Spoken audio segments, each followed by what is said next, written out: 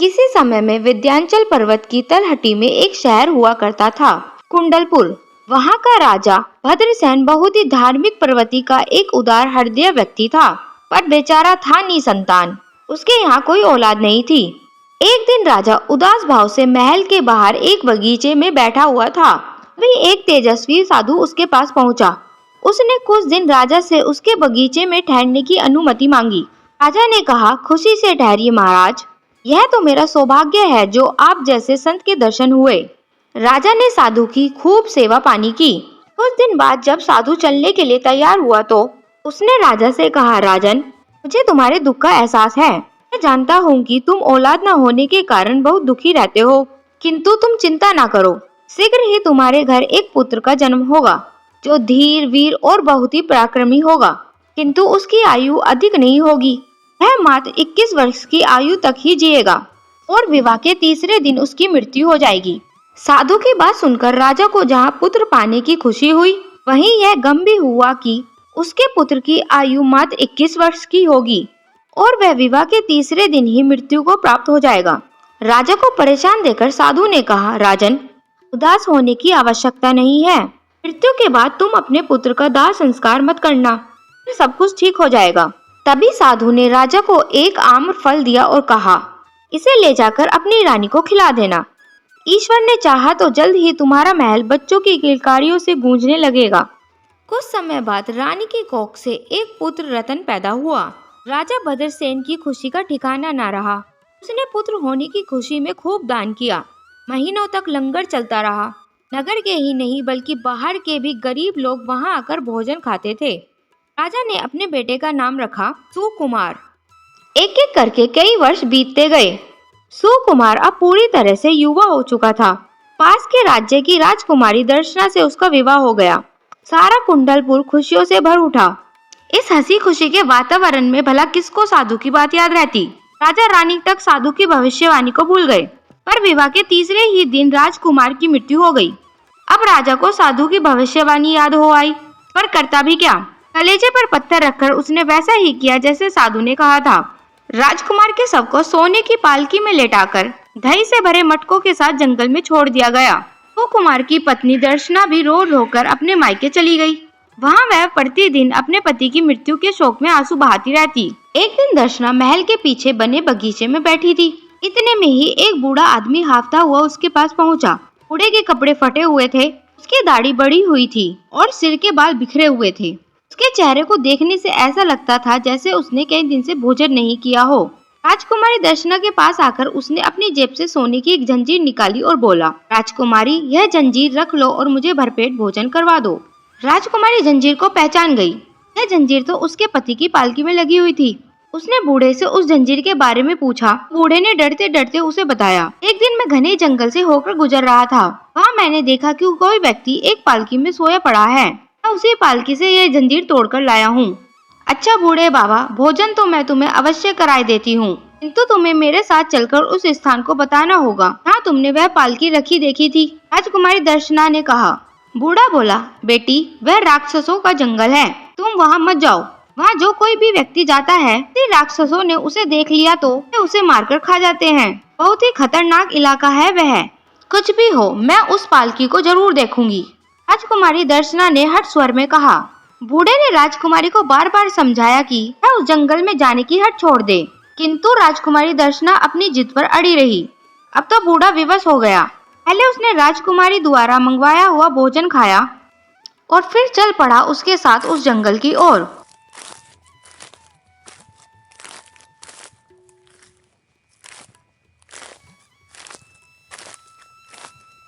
काफी दूर चलने के बाद दोनों जंगल में उस जगह पहुंच गए जहां पालकी रखी हुई थी।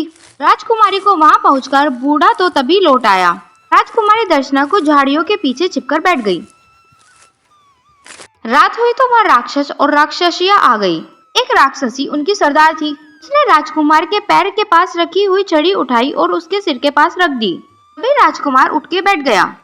आधी रात तक राक्षस और राक्षसियां वहां नाचते गाते रहे। उन्होंने राजकुमार को सुंदर सुंदर फल लाकर खिलाए। फिर राजकुमार को सुलाकर छड़ी उसके पैर की तरफ रख दी। उसके बाद वह राक्षस वहां से चले गए। राजकुमार फिर से पहले की तरह निर्जीव हो गया। 2 दिन तक राजकुमारी दर्शना छिपकर उनका यह काम देखती रही। वह ध्यान से गौर करती रही कि राक्षस कब आते हैं और कब जाते हैं।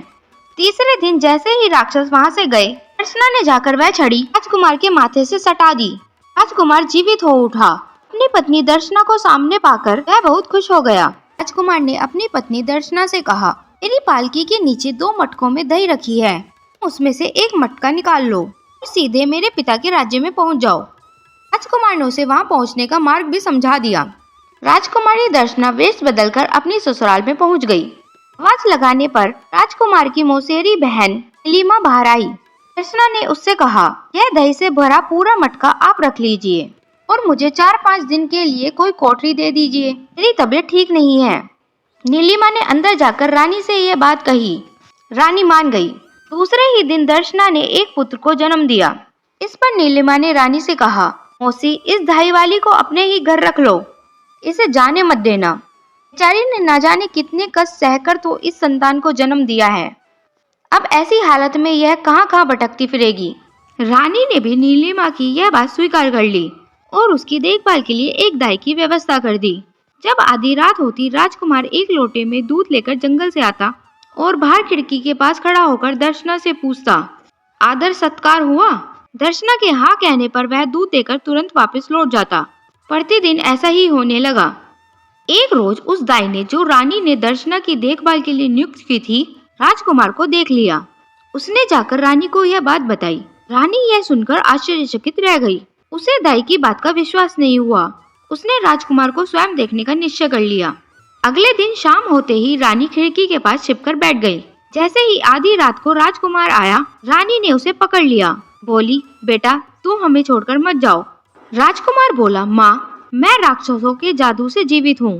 अगर मैं यहाँ रह गया तो मेरे रहते वह पूरे राज्य को नष्ट कर देंगे। उन्हें तुम अपने पोते की जन्म की खुशी में भोजन करने का आमंत्रण भेजो, तब वे जरूर आएंगे। उनकी मृत्यु सिर्फ एक ही उपाय से हो सकती है। जो स्त्री उन राक्षसों की सरदार है, उसके हाथ में सोने का एक कंगन है। अगर उस कंगन को किसी प्रकार नष्ट कर दिया जाए तो मैं बहुत समय तक जीवित रह सकूंगा, लेकिन अभी तुम मुझे जाने दो, नहीं तो उन्हें पता चल जाएगा। यह कहकर राजकुमार तेजी से वहां से चला गया। अब रानी को पता चल गया था कि दही बेचने वाली कोई और नहीं, उनकी बहू है। कुछ दिन बाद राजा ने अपना पोता होने की खुशी में सारी प्रजा को भोज के लिए आमंत्रित किया। सभी लोग वहां खुशी से आए।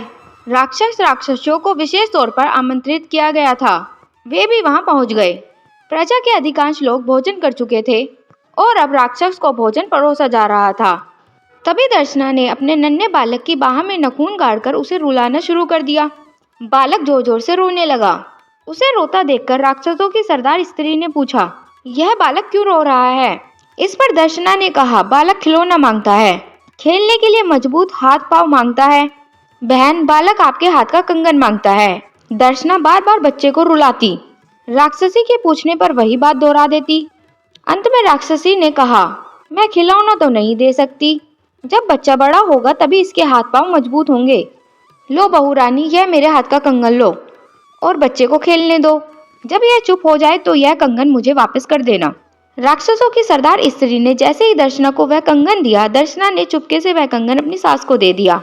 रानी ने उस कंगन को जलती हुई भट्टी में डाल दिया। भट्टी में पड़ते ही कंगन गलने लगा। कंगन जैसे जैसे गलता गया, एक एक करके सभी राक्षस और राक्षसियां मरती गई। उनके बीच भेष बदलकर बैठा राजकुमार निकलकर बाहर आ गया। राजा और रानी ने उसे गले लगा लिया। फिर उसके बाद राजकुमार बहुत दिन तक जीवित रहा। राजकुमार अपने पिता के मुंह से उस साधु के बारे में बहुत सुन चुका था, जिसके वरदान के बाद ही उसका जन्म हुआ था। उसने उस साधु महाराज की बहुत खोज की, किंतु वह महाराज फिर उसके राज्य में कभी नहीं आए। बुद्धिमान लोग सच ही कहा करते हैं। परोपकारी लोग अपने किए गए परोपकार को याद नहीं रखते। वे अपनी परोपकारी की भावना को सतत प्रभावित करते रहते हैं, ठीक उस नदी की भांति जो अपनी निर्मल जलधारा से लगातार लोगों का कल्याण करती रहती है।